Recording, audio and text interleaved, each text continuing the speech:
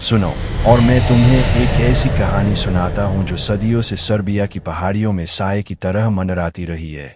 मृत्यु, अंधेरे और मरे हुए लोगों की कहानी। यह पेटार ब्लागोजेविक की कहानी है, एक ऐसे आदमी की जिसका नाम आतंक का पर्याय बन गया, एक ऐसा नाम जिसे फुसफुसाने की हिम्मत करने वालों की रूह कांप जाती है। साल था 1725 और जगह थी किसिलजेवो का छोटा सा गांव।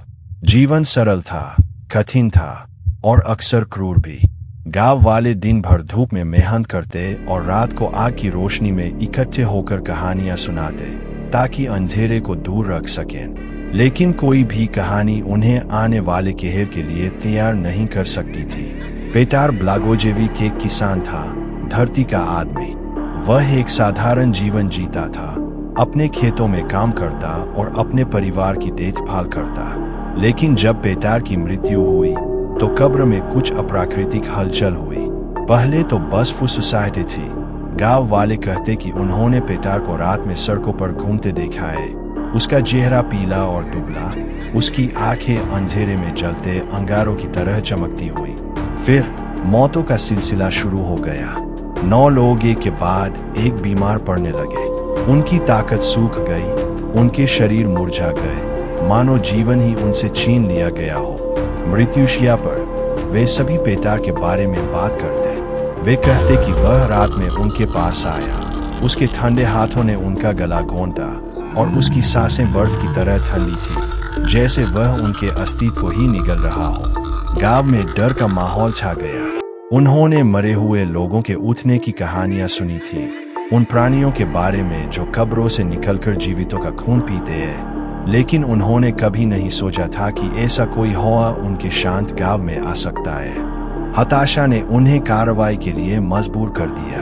लाठियों और मशालों से लैस गांव वाले कब्रिस्तान की ओर चल पड़े।